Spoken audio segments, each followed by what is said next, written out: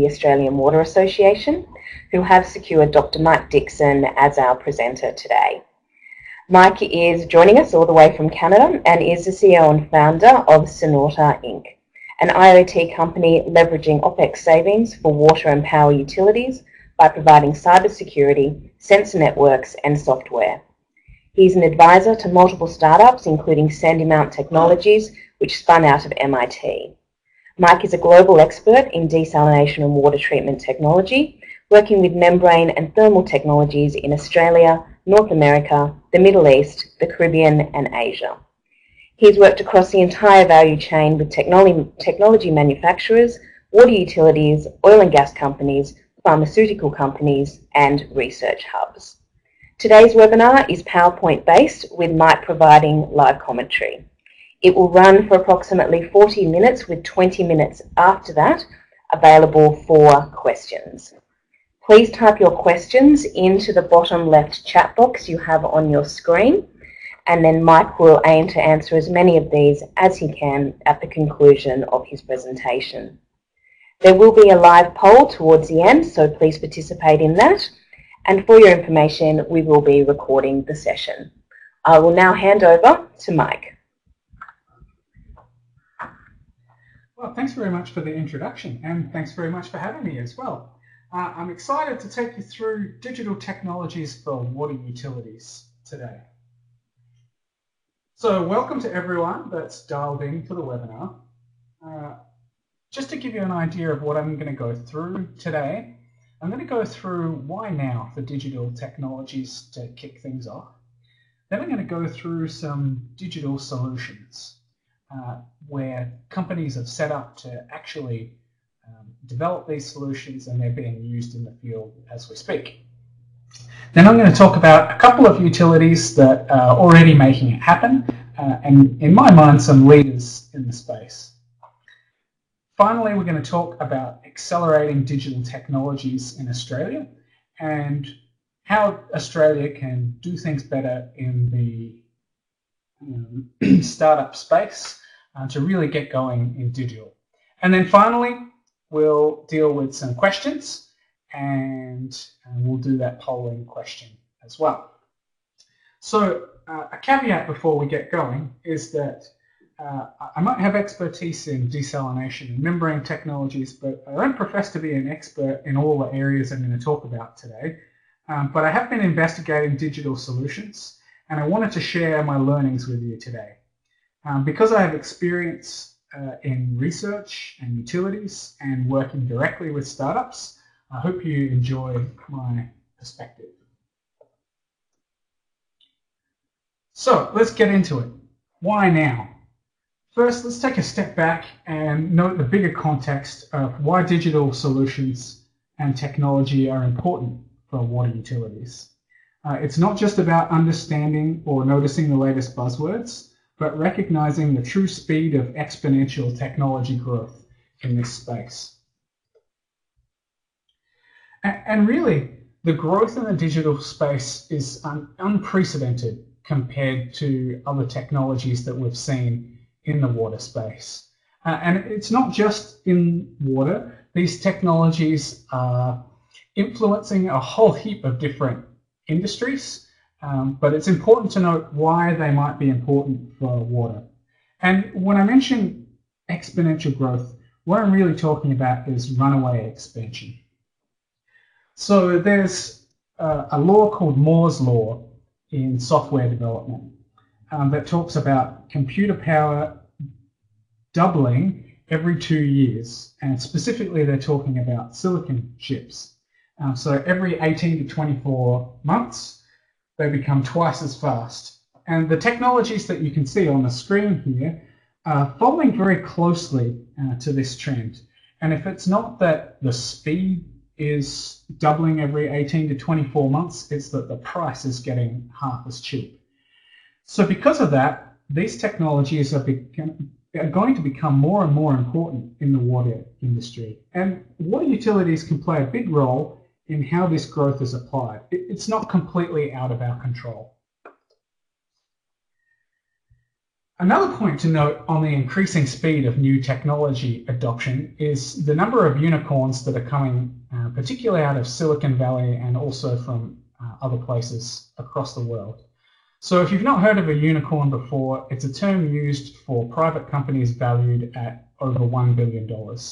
And more so than being a developed company, for example, like Evoqua, we're specifically talking here about companies with a single technology or a small number of technologies rather than a technology platform.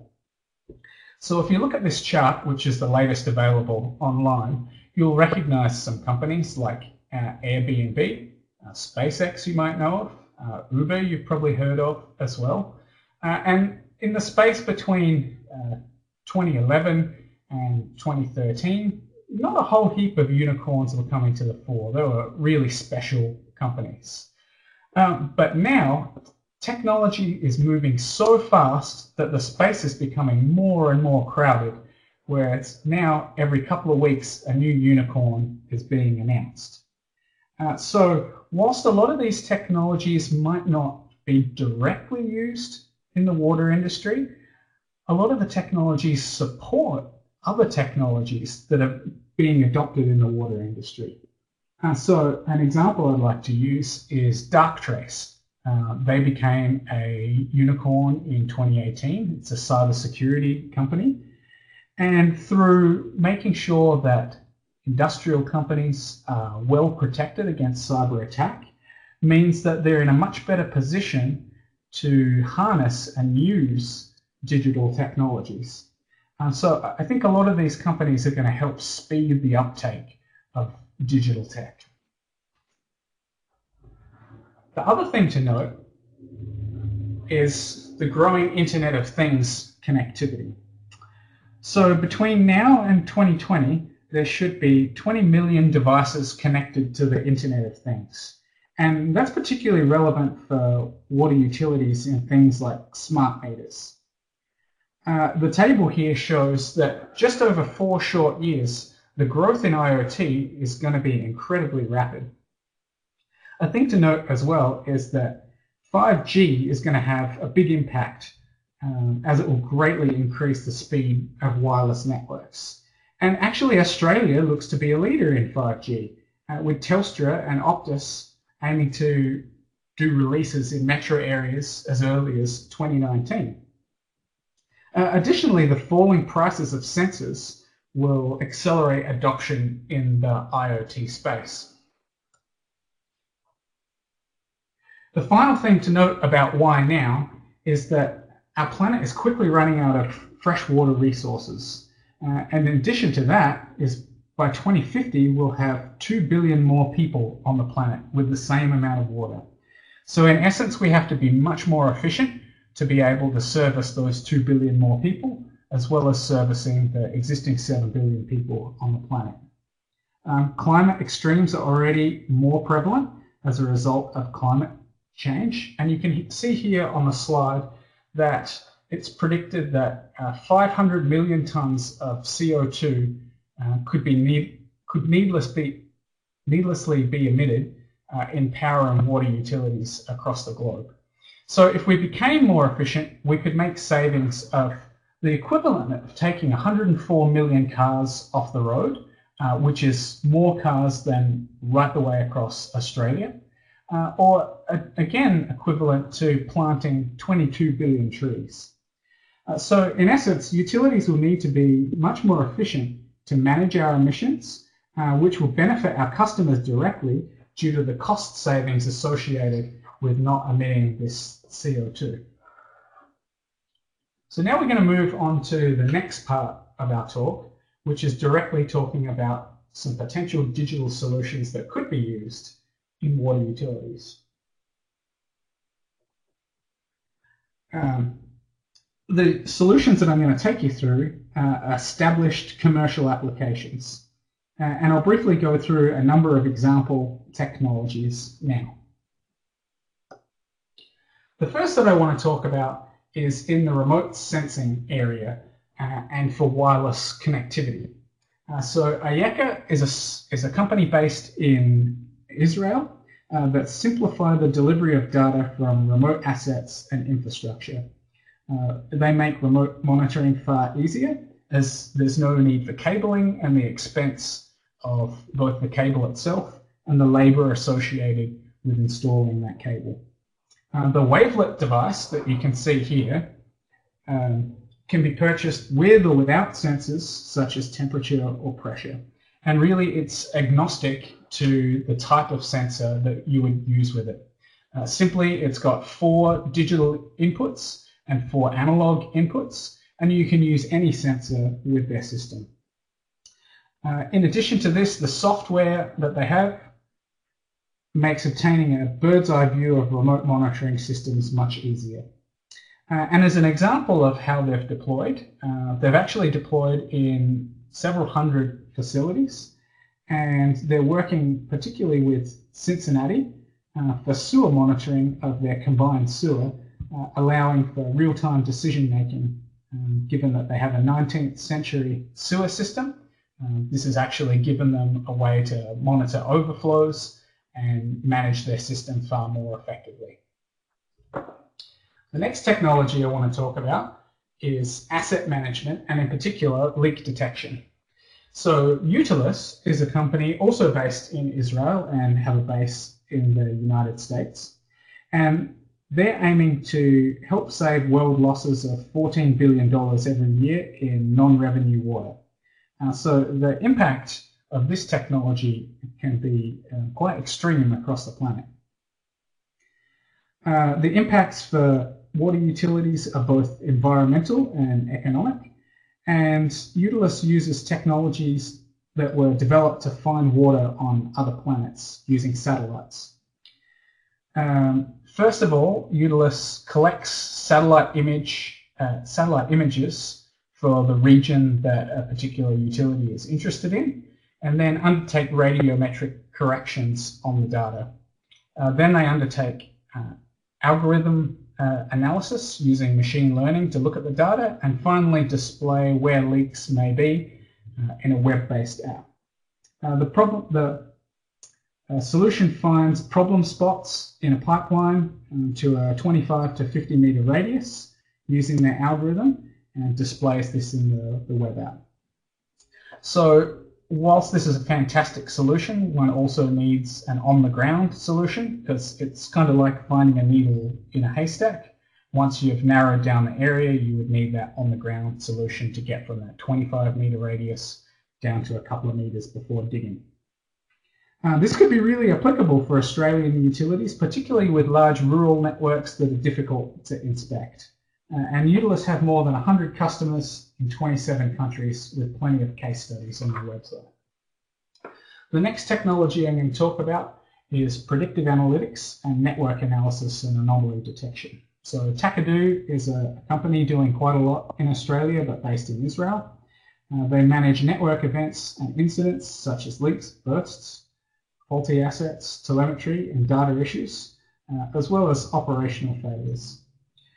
They've worked with lots of customers all around the world, including the US and Europe, but worked with a lot of Australian utilities such as Unity Water, Sydney Water, Queensland Urban Utilities and Yarra Valley Water as well. Now let's move to a homegrown solution and talk about Optimatics out of Adelaide, that were founded in 1996 and a spin out from Adelaide University. So these guys use artificial intelligence and in particular neural networks to do network flow optimization. Importantly, they've got a lead investor called Emerald Technology Ventures. That's a well-established VC company with a great depth of water experience, which is very important to have on your startup team. Optimatics improve or replace traditional approaches to infrastructure planning and minimize costs to meet system needs. So this screenshot in particular shows an example of a water planning case that analyzed multiple assets to solve multiple objectives. And here they looked at over 150,000 solutions to find the very best operating solution. They've had hundreds of applications, including with SA Water in Adelaide, And a good story I thought was good to highlight was that in Bend in Oregon in the US, they'll avoid up to $40 million of charges over 20 years, which isn't bad for a town of 80,000 people. So next we'll move to the customer engagement side of things and gaining intelligence beyond simple meter reads. So WaterSmart software is based in California in the United States and has a cloud-based customer engagement and analytics platform that can reduce costs, protect revenue, and increase customer satisfaction. A key point about these guys is recently they hired a new CEO that has experience working at Oracle and at Salesforce as well in executive sales management roles, which is important for bringing the know-how from Silicon Valley together with the know-how in the water industry to help really drive these digital solutions forward. So on WaterSmart, imagine how useful this software could have been during the Millennium Drought in Australia, with its ability to alert customers of changing water restrictions, together with existing strategies that we had at the time. This could have been really useful in getting the message out to customers to save water. Next, let's look at virtual reality and augmented reality and mixing these for training purposes. This company, DACRI, is based in the US and Ireland and implements professional grade augmented reality, which is fantastic for maintenance or remote site training. The good thing about this system is that it can connect to a CAD drawing, and you can not only look at 3D models, but pick them up, turn them around, and view them from all angles. Companies in construction are looking at this also for enhancing safety by doing training off-site rather than on-site. The customers of DACRI include the City of Los Angeles, that are using augmented reality to train their maintenance employees that they feel is saving them lots of time and money as well. And the last technology I want to go through today before moving to the next part is cybersecurity, which is becoming a core need for utilities. So Darktrace that I mentioned earlier was founded by mathematicians at Cambridge University in 2013. And they got together with former MI5 key staff to come up with this anomaly detection method for cybersecurity. They use a different approach to a regular cybersecurity company in that regular companies use rules and signatures to look for code that may be malicious, but that means you need to know what the code looks like before being able to detect it. At Darktrace, they use unsupervised machine learning to do anomaly detection. So anything that looks slightly different will be flagged to the IT operator. And the good thing about this too is that one can recognize threats from the outside, but also recognize internal threats as well, such as when an employee wants to maliciously download a whole heap of data and potentially give that away to a competitor. Darktrace has got over 7,000 deployments across 105 companies, and in 4 short years, they've built up to 700 employees. Some additional points is that IoT-based attacks are already a reality across the world. Nearly 20% of organizations observed at least one IoT-based attack in the past 3 years. Worldwide spending on IoT security will actually reach $1.5 billion in 2018, which was a 28% increase on 2017. So this is really growing and becoming a serious issue for water utilities as well. And it's really not a case of if you'll be hacked, it's a case of when you'll be hacked. So as you can see, there's already many digital solutions that can help solve different problems in water utilities. So let's move on and talk about utilities that are making this happen. I'm going to give 2 examples here of utilities that I think are doing a really good job and I feel are leading the space in Australia. So the first is Unity Water, that's taking a holistic approach to digital solutions. So the team at Unity Water are using proprietary software and focusing on integrating between the pieces of software that they have. Rather than creating fresh, bespoke software solutions and dealing with each problem separately, they're looking at the integration between all of those pieces. Additionally, they're migrating their entire application set onto the cloud, which is going to give them much more flexibility and easier access to their particular systems.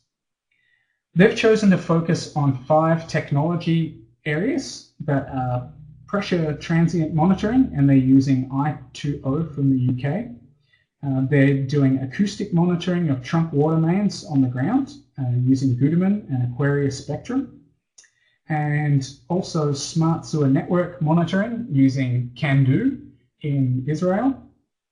They're also improving their sewage treatment plant SCADA integration and doing remote connectivity solutions for control systems. There's a great quote here from Unity Water talking about the Takadu system that I mentioned earlier, that Unity Water have been working with for a number of years now, and that the Takadu system has helped Unity Water achieve $16 million in savings from hidden leaks and prevented 6.5 billion litres of water loss based on this annualised calculation. So you can see that using digital systems and integrating these can have a huge impact for your water utility. The second utility I wanted to highlight is Southeast Water. So Southeast has set up IOTA Services, which is a wholly owned subsidiary that's aimed to commercialize and share technology and innovations. And as part of this, they've developed OneBox that monitors and controls low pressure sewage systems. They've been deploying this across their utility and in applications in Australia, but also overseas in Christchurch in New Zealand, where they used it to detect damage to sewage systems after the earthquakes that they had in Christchurch. Another thing that they're doing is the Aquarivo housing estate, which they're aiming to make Australia's most water efficient residential development, where customers can track and monitor all energy and water use in real time. They're also doing a trial to do multi-year wireless meter technology testing, looking for non-revenue water. So moving on, if you have any more stories of your utility and doing innovation within your utility in the digital space, I'd really like to hear from you. So feel free to reach out to me and have a chat after the webinar. So moving on to the next part of our presentation today is we're going to talk a little bit about how Australia can accelerate starting up digital companies to help in Australian water utilities. So we're going to look at this from both the startups perspective and from the utilities perspective as well. And really there's a whole other presentation around this, but I wanted to make some notes today on the high points of what I've seen from around the world and how I personally think that Australia can make some improvements, but also highlight where Australia is doing a fantastic job as well. So let's think about it first from the startups perspective. In comparing how Australia does with other countries globally, what we're really fantastic at is doing water research and investing our dollars in water research. So across the Millennium Drought, we did a great job of starting up centres of excellence to focus on certain areas that would help our country get through the drought and leverage some of this technology. So of course there was the National Centre of Excellence in Desalination Australia, the Australian Water Recycling Centre of Excellence, the National Centre for Groundwater Research and Training, and of course Water Research Australia has been around for many, many years under multiple different names. So what needs to be highlighted here is that a lot of money went into research, but very few technologies popped out the other end as commercialized results. and companies built. So whilst several of the centres of excellence focused on commercialisation, I think we have to ask ourselves a few more questions around Australia as to what else do we need and how can we improve that space. Another observation that I've made is that Australia is actually really quite good at software development. So there's a company that helps software developers by creating several platforms for being organised and communicating as well, called Atlassian. And Atlassian has long been a unicorn for multiple years and is now valued at just under $4 million. So in thinking about this, Australia can be a global leader in the digital space if we focus our efforts on combining our software development skills with our fantastic and world-leading water management skills. Another thing that I've noticed through talking to several Australian entrepreneurs and comparing that with the North American situation is that Australia has excellent mentors if you want to build a company in the consulting business. But when it comes to building technology companies, there's very few people that can be mentors who have been there and done that. So for a technology company coming out of Australia, they really have to have some draw from mentors either in the United States or maybe in Europe to help bring that along. One other thing that I'd like to compare is the investment dollars specifically from venture capital companies in Silicon Valley, not the rest of the United States, just Silicon Valley alone. That's $72 billion, and they're clearly the world leaders in the digital space. Compared to Canada that are doing it okay. And what I notice here in Canada is that there's a real groundswell towards digital startups. And compare that with Australia at $500 million across all of their venture capital investing. So if you were to think of it just simply on a per capita basis,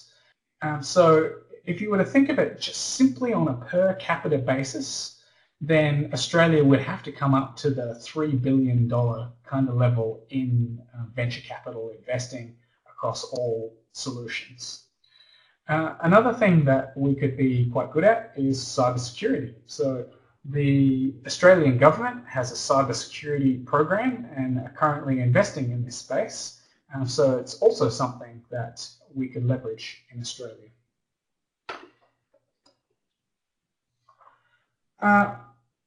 Another observation I made was that traditionally there's a chasm for technology startups between the early adopter space and the early majority space.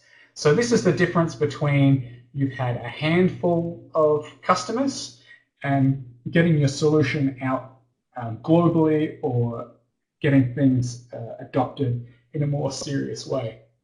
In Australia, we also have this chasm between research and commercialization. So I think there's some questions that we need to seriously ask ourselves to help improve the gap that we're seeing here.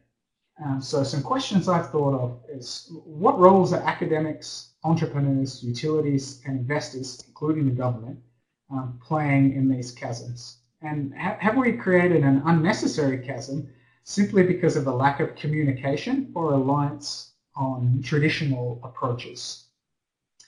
A thing to note is that exponential growth means there's much less time for chasms, and we need to get going on these technologies now if we're going to leverage them and create a fantastic new economy for Australia.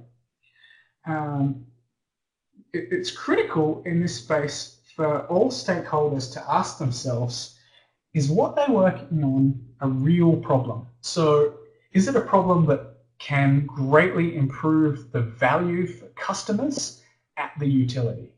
And if that's, hey, we can generate a little bit of value, then maybe that's not something we should focus on.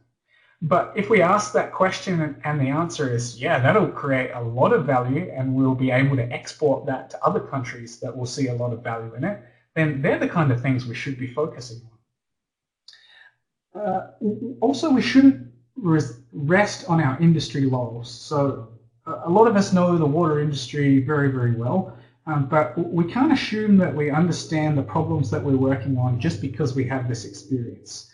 We have to continue to ask customers what truly helps them and ask lots of customers to be confident of where we're moving in business.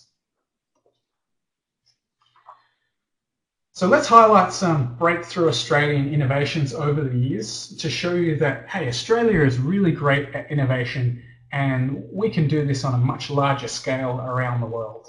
So we talked about Optimatics that spun out of Adelaide University before working with artificial neural networks. Fantastic example. They've got great investment from a venture capital company that has excellent experience in the water industry. Additionally, we've got Memcor that spun out of University of New South Wales. Now these guys are a fully fledged company and have been for many, many years.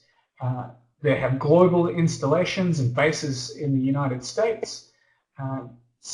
They've been acquired several times, showing that they're becoming more and more valuable. And actually, whilst the Memcor name disappeared several times, it's back again and doing very, very well. Another newer technology is BioGil that's harnessing Cyro's technology in the nanoceramic area.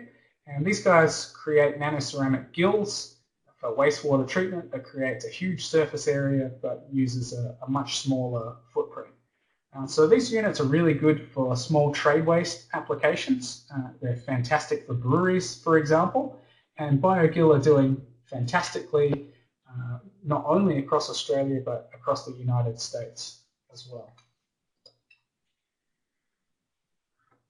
So there's many ways and many models to harness a new technology. And here are some models that I've worked with in the past that have been really successful, or at least models that I've seen work very, very well across North America. The first one is Nano H2O that I worked for in California. The secret of their success was many things, but in particular was focusing on one particular application that they knew they could do very, very well. So in Nano H2O, we focused specifically on delivering a low energy seawater membrane, and whilst there were other applications for the membrane, in the early years we focused significantly on that, and it meant over 3 short years of commercialization. We had 300 installations around the world in 40 different countries. The goal with Nano H2O was to generate an exit to a larger company, and we achieved that goal, getting a $203 million exit to LG in 2014. The next company that I think will be a big success in the water industry is Molaire, a company based in California as well. And actually Molaire is the core team from Nano H2O doing things over again. So now these guys are strong innovators, and rather than using the focus model, they're building on the experience that they gained from Nano H2O and building a new company. They're creating a product that is fast and cheap to deploy, which means they can quickly get it into new scenarios. So Molaire, for example, is already in 18 months installed in over 50 different applications. The last one I want to highlight is Saltworks, a Canadian company based in Vancouver, doing brine concentration and some other technology areas. And what Saltworks are really great at is leveraging government support. So in Canada, there's quite a lot of funds available for startups. These guys have been successful again and again and again with government funding and have over $4 million of support. What's key about Saltworks too is they recognize the need to pivot away from a technology that wasn't working for them at the speed that they wanted to move. So they started with a technology called thermoionic desalination. It was going okay, but not fast enough. And they pivoted to another technology, humidification, dehumidification. That didn't go as fast as they hoped either. recognized the need to pivot and moved into landfill leachate applications and using electrodialysis.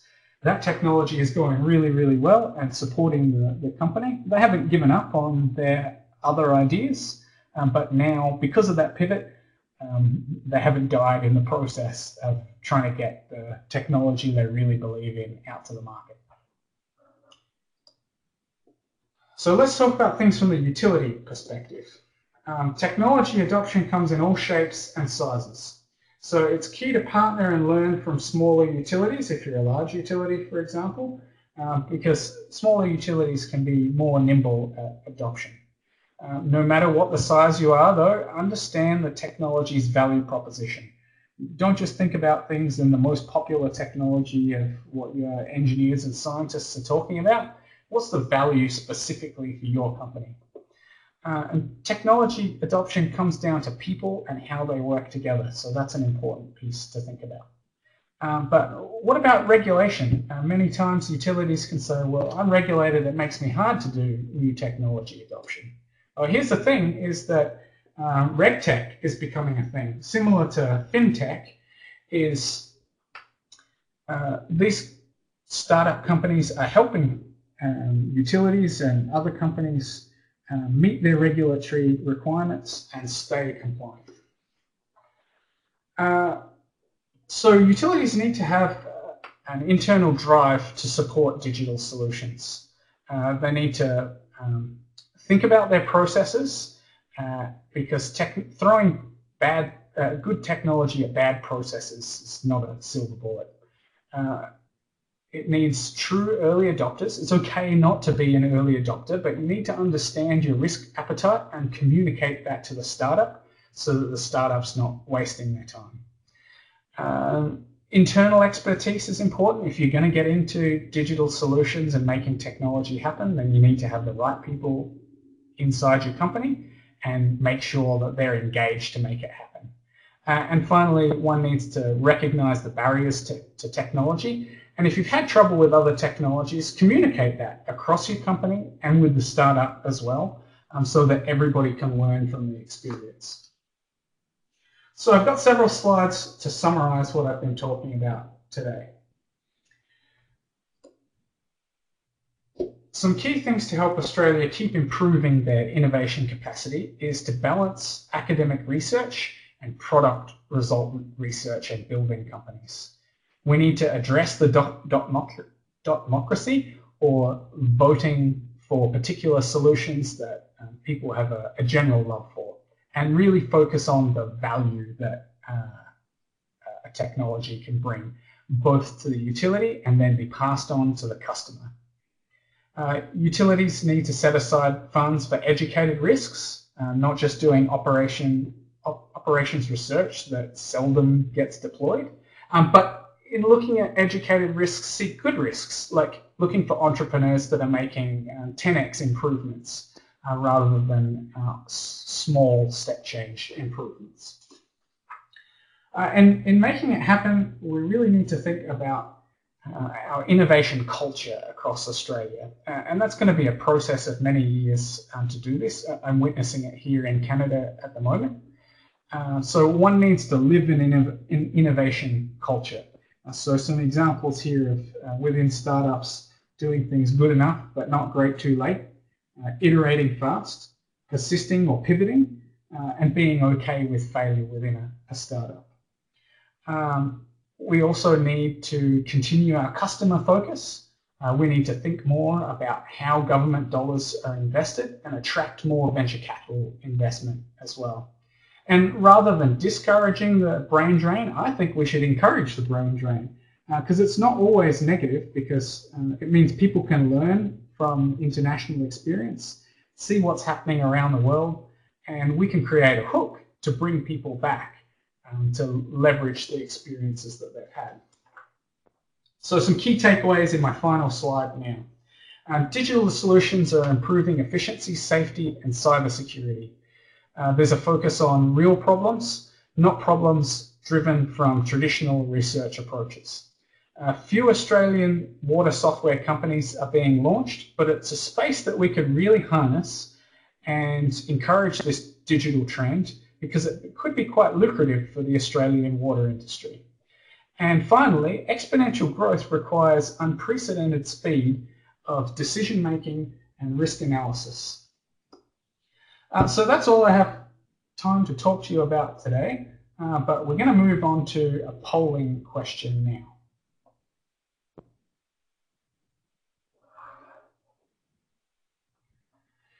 So the polling question I have for everyone is, which technology do you think would have the biggest impact on the Australian water industry today? So you can vote by clicking on the different technologies you'll see here. You've got a choice between remote sensing, asset management, customer engagement, predictive analytics, artificial intelligence, virtual reality, and augmented reality, and cybersecurity. So I'll give you a minute or so to do that voting.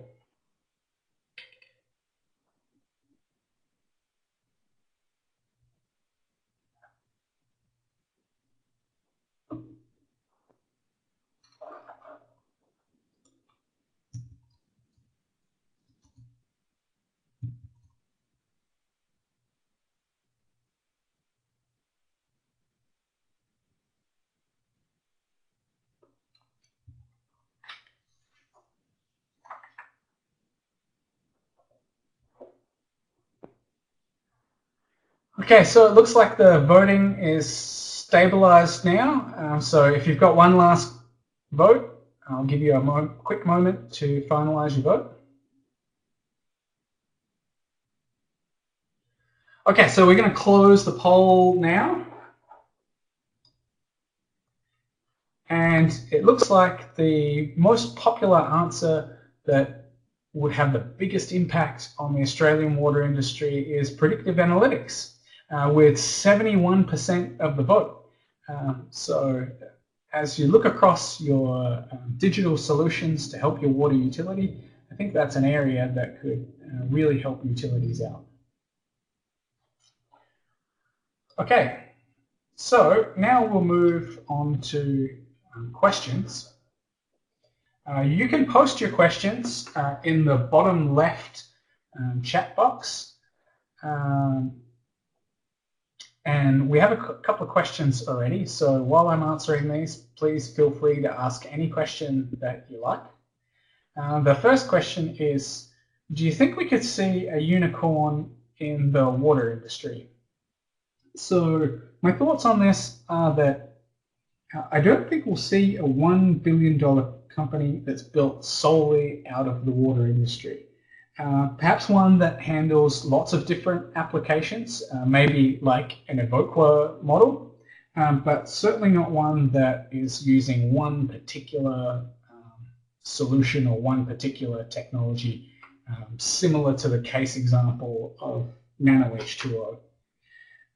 So rather than thinking about will we see any $1 billion companies, how about we think about what's the level that we should see that we're going to call a unicorn in the water space. And in my mind, that's about $100 million valuation. I think given how the water industry works, that's a fairly good level to say, hey, this was a breakthrough company compared to, hey, this was like a pretty good company.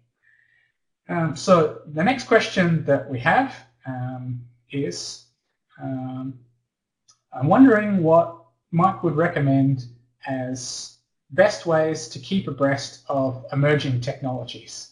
That's a really good question, and it's actually super difficult to do.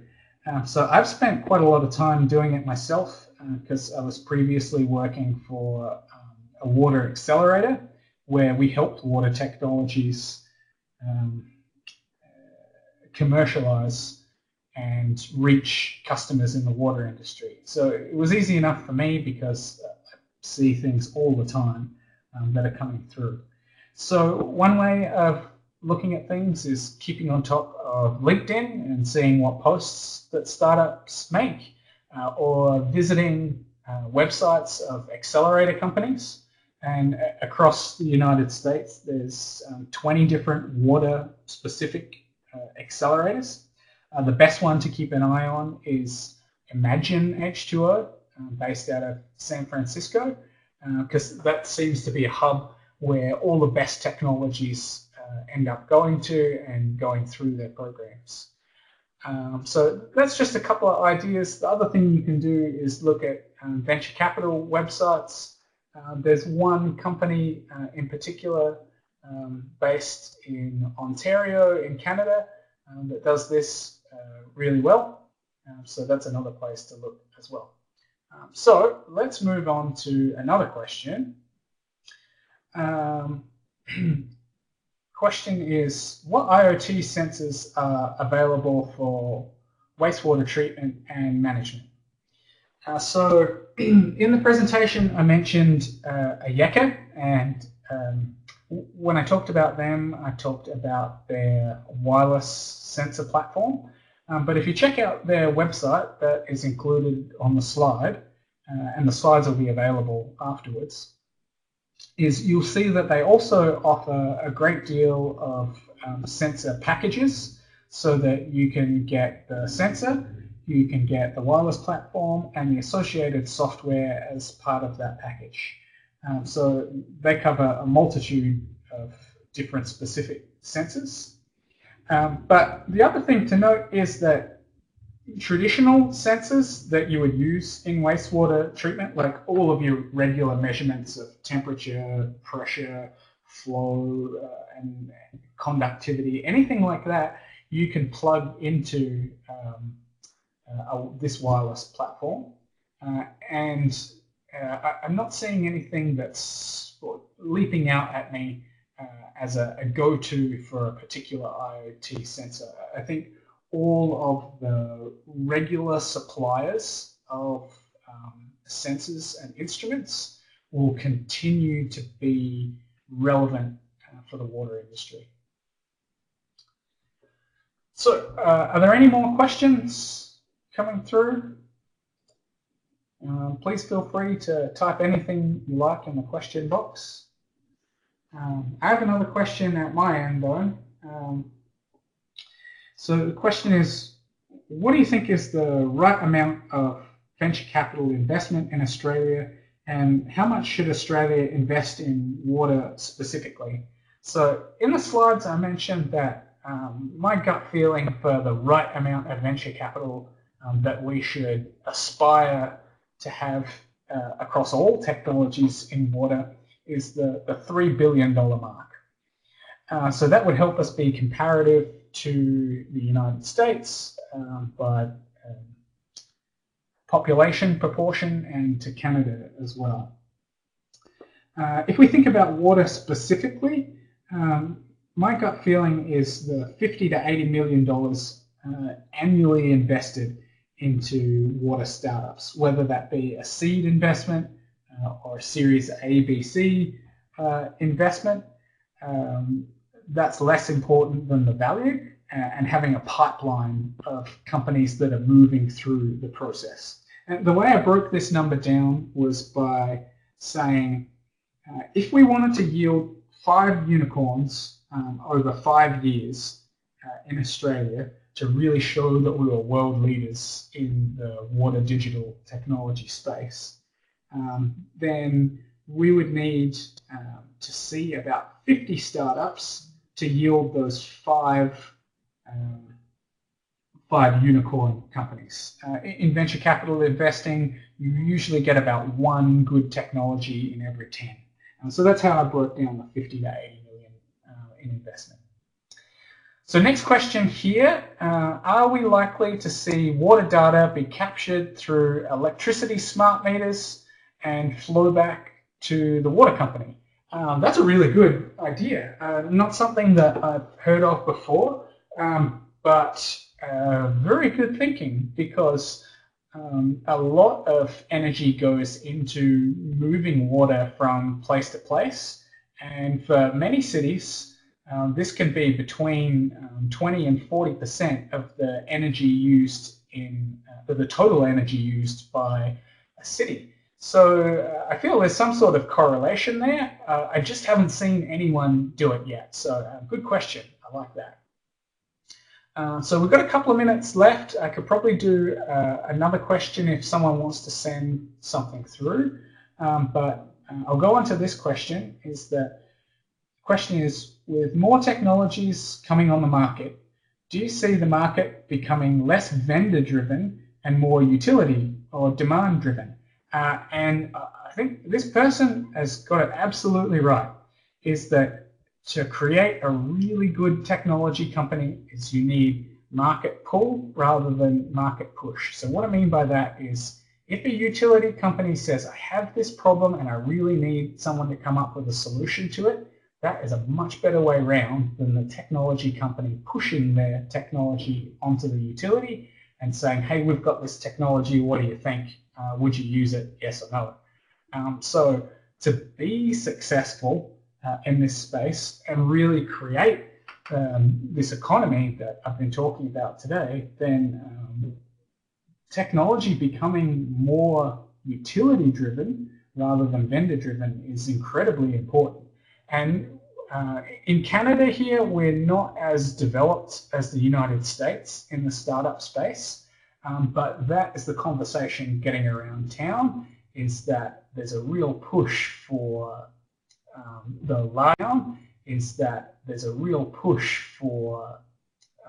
the larger company to create that market pool for technologies rather than the other way around, so that we can create this ecosystem of technologies. Okay, so I'm going to wrap it up with that question, and I'm going to hand it over to Kirsty Blades to wrap up the session.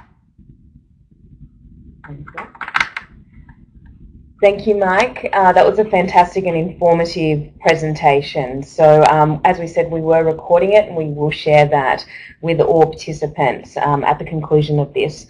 There's a short survey coming up on your screen. We'd love it if you could take a moment just to complete that survey and give us some feedback. I would like to again thank the Membranes and Desalination Specialist Network who did coordinate this network presentation, and for making Mike available for this as well.